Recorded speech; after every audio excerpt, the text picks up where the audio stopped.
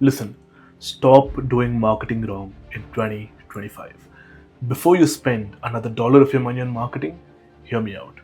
Your customers have evolved. The marketing psychology and the marketing tricks used to get those customers has also evolved. But why hasn't your marketing evolved?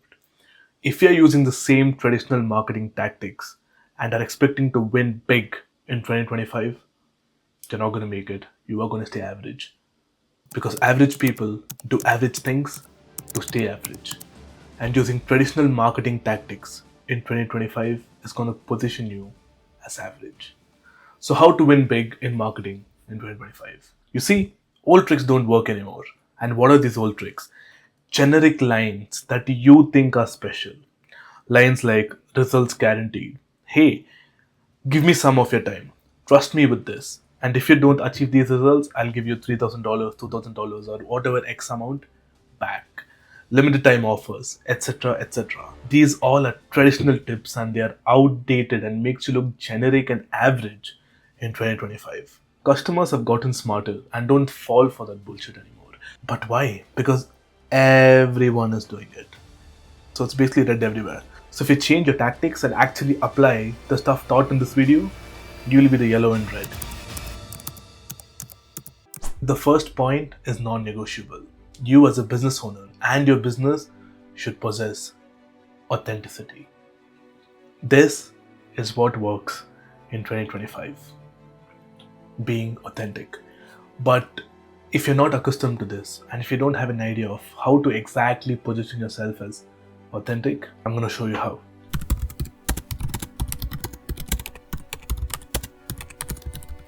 State the benefit and the outcome upfront. So this not only helps you be more authentic, but it actually attracts your customers. And this is something that brands are doing in 2025, but it's not too late to implement. So basically here, you tell your customers exactly what your product can do for them. Paint the dream picture in your consumer's mind of how their life will look with your product. And you can also do a contrast comparison of how their life will be without your product and with your product. So you can essentially use we do X so you get Y by eliminating Z. Speak about what they get by using your product or by taking up you as a service. Number 2, simple words, big results. Here I want you to talk to your consumers like them. Use their language. Why? Because it builds trust due to familiarity.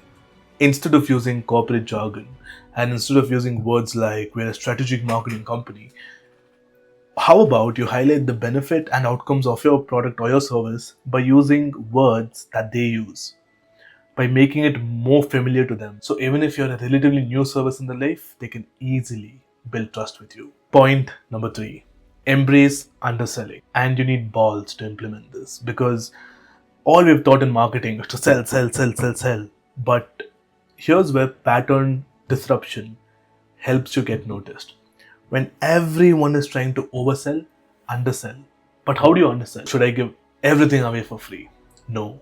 But you give them genuinely valuable tips, insights, or stuff that will actually help them in their life is insanely valuable and you don't guardrail it by an email, etc. That is how you truly play underselling, by genuinely giving them value without expecting anything in return. So you might be asking yourself, what happens if I do this? I mean, I'm not selling my stuff. How will they even buy from me? The whole point of this is to not make your customers buy from you. It's for them to trust you. So that whenever they need a product or whenever they need a product in your niche, the first name that pops up in their mind is yours. Or if their friend needs some product pertaining to your niche, the first recommendation that they have is you. That's the whole point of this. And trust me, till today, one of the strongest influences for a buyer's decision is word of mouth. Because they don't need to trust your brand, they just need to trust that person who's recommending your brand. And by extension, they trust your brand. Fourth is treat your customers with intelligence. What does this mean? Well, move away from the traditional manipulative tactics and engage with them as the evolved customers they are. Respect how they've changed and implement strategies accordingly. So the next point is it becomes easy for you to command premium prices. Why? Because modern customers are actually willing to pay the premium prices, but only if it's worth it, if you're genuinely solving their problems, if you do what you say, and if you're a clean, premium positioned brand. That said, I don't usually have one tip or one trick up my sleeve that can save your entire business. But if I had to choose one that can increase your profit almost instantaneously with very minimal effort from your side, that is value bundling. And I cannot recommend this enough in 2025. And especially if you're not doing this in 2025, you are leaving money on the table and you are choosing to stay average. Bundle to command premium prices. To justify a higher price, combine your core product with genuine value added services. So, what type of value added services should you bundle with your core product? Use the value equation matrix. And what this says is bundle something that is low cost, low effort to you, but is incredibly valuable to the consumer.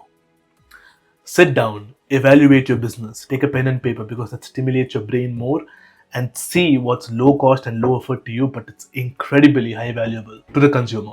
Let's see an example. And this example is taken from Alex Hormozy. So if you want in-depth knowledge on bundling, and if you want to read one of the best books on how to curate your offer or how to enhance your offer, read 100 Million Offers by Alex Hormozy. And read his new book as well, 100 Million Money Models. 2 books worth your time. So let's take the car rental as an example and their peace of mind bundle. The offer is simple, right? It's an all-exclusive bundle that covers insurance, gas, pickup anywhere, and is sold as a single peace of mind upgrade. And what does this actually do?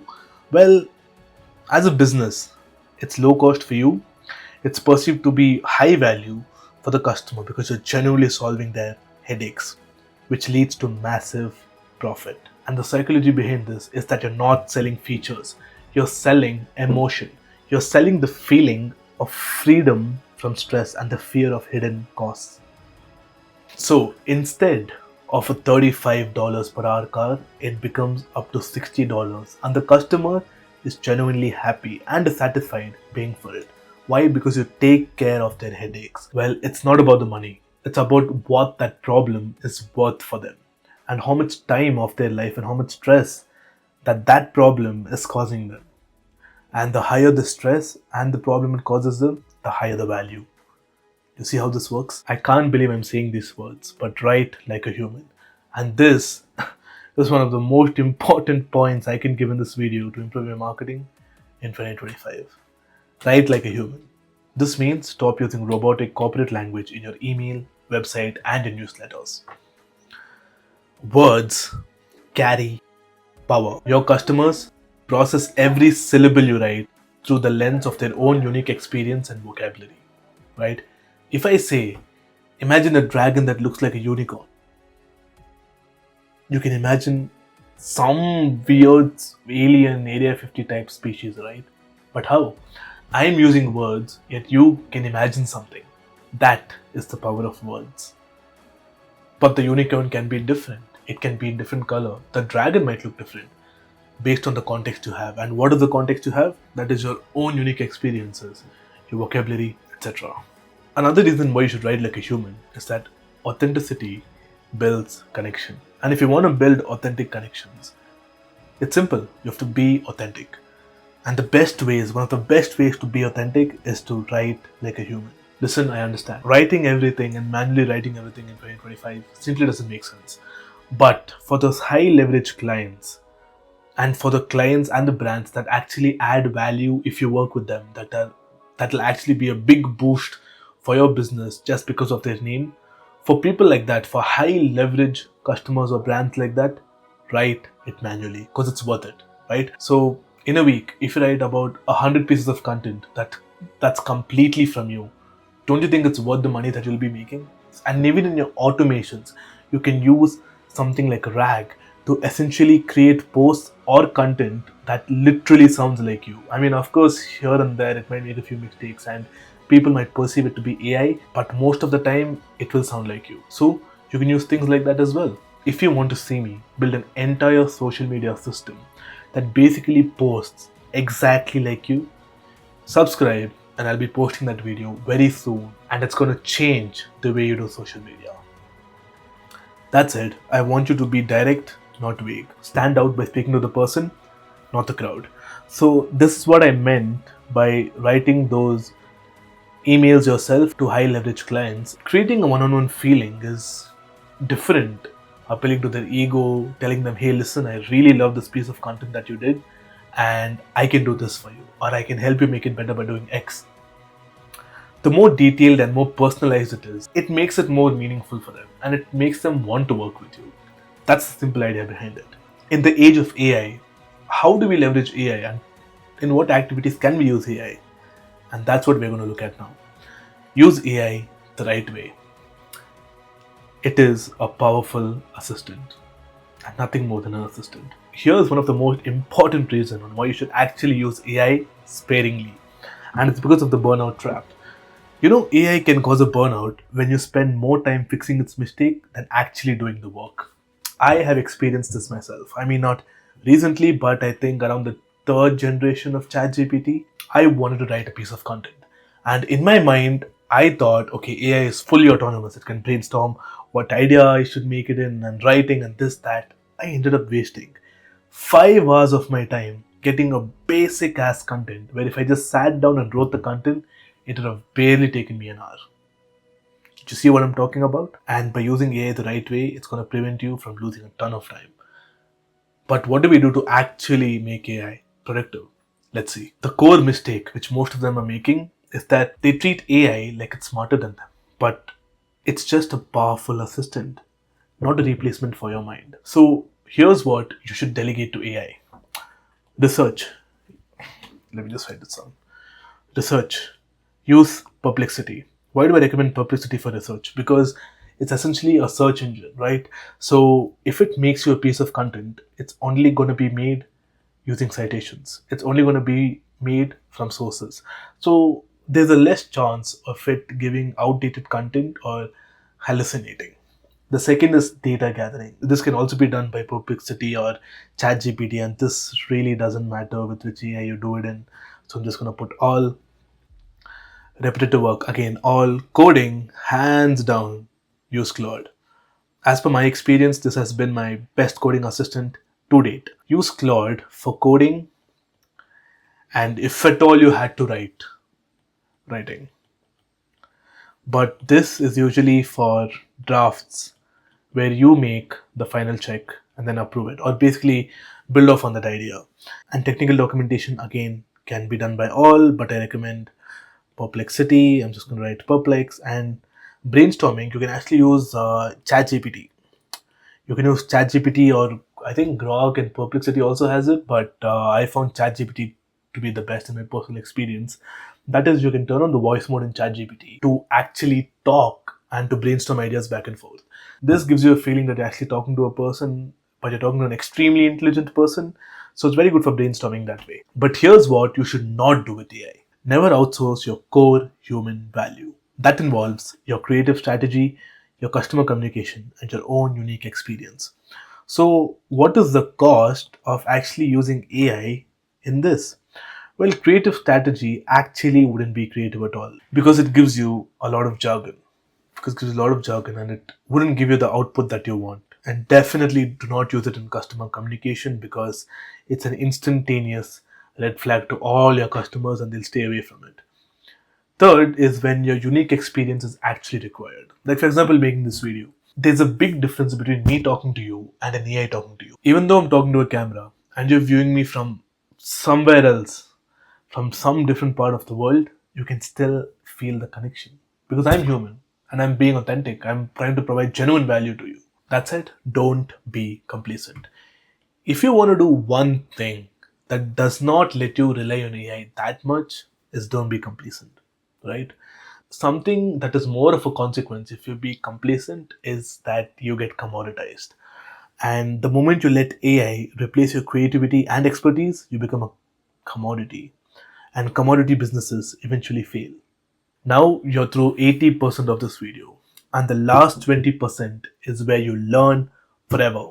And you basically position yourself as irreplaceable in the field of marketing. So, mastering marketing is ever changing game. The only constant thing about marketing is change. And the fundamentals are timeless, but the tactics are not. The core marketing, such as the psychology, the human behavior, this never changes. But platform, customer habits, the attention span are constantly evolving. Like I just mentioned before, customers are preferring cleaner, healthier products now. And now, if you're a restaurant, if you can provide clean, healthy food that tastes incredibly great, you're one, right? Point number two, the money is in the details. Even though the fundamentals are all the same, big results come from the small details. And the difference between a 2% and a 5% conversion rate isn't usually a huge strategy change. It's just mastering the small nuances that is positioned as a big strategy change. So we are not a consulting company that has to give you a PPT on how to increase the strategy from 2 to 5% by doing X, Y, by doing this, by doing that, by increasing this. No, you can achieve significant results by making them the smallest of changes. And that's the beauty of marketing. Adopt a mindset of constant evolution. If you want to win as a marketer forever, follow these 4 points, and I guarantee you, no one, I repeat, no one will be able to beat you in marketing. So, the first point is stay relentlessly curious. Keep your eyes open, right? A customer is exposed to about 4,000 to 10,000 ads on a daily basis. As a marketer, relentlessly stay curious. Keep your eyes open. See what attracts you, why it attracted you. See what doesn't attract you, why it doesn't attract you. Put your Sherlock Holmes detective hat on and constantly deduce ad campaigns around you. Because it's 2025 and everywhere around you, even if you spend a fraction of your lifetime on social media, you have been sold to, you have been pitched to. Keep your eyes open, hyper-analyze everything. And once you learn and once you see strategies being implemented, test them. Test it. It's going to cost you nothing. The best case scenario and the best way to grow your brand is by testing everything, failing fast, and learning. I mean, if it works for Meta, a multi-billion dollar company, why won't it work for your business? Third, assume nothing. Assume that you know nothing. Look at it from a fresh perspective, because assumption kills an investigation. To all my richer fans out there you go. Assume nothing. Look at it from a fresh perspective, and you will observe things that you would have usually missed if you thought you were an expert. And the last point is to question your own success. If you have done an amazing job for a client or a brand or your company, reverse engineer it. How did you get there? How were you actually able to do it? What are the elements that actually made your campaign successful? If you do these 4 things, no one can even touch you when it comes to marketing. You will be up there. You will maintain the reign up there. But if you want to lose, stop learning, stop analyzing. Simple. The last point of this video is the ultimate rule, and it's what I just mentioned. The moment you think you're an expert, the moment you think you have it all figured out, is the exact moment you start to fall behind. These tips, right? I just gave you a bunch of tips to become essentially unbeatable in marketing. You can use this for anything in life, any skill in life. If you want to be unbeatable, use these. That said, this is going to be my first YouTube video. And if you watched it till the end, a big thanks. Because the whole point of me even creating this channel and posting videos is to provide insane value for the time you watch my video. And if I feel like a topic is not going to be valuable to you, I simply won't post it. Every single video on this channel has one aim: to be insanely valuable to you. In the 10 minutes, 20 minutes, 30 minutes, hours, 2 hours, 3 hours, how much ever time you spend on this channel, the whole point is to provide insane value for your time. That said, leave a comment on what topic you want next. And if I feel like I can genuinely help you with that topic, I will post it as soon as possible. Thank you for watching. Catch you in the next one. And the next video is going to be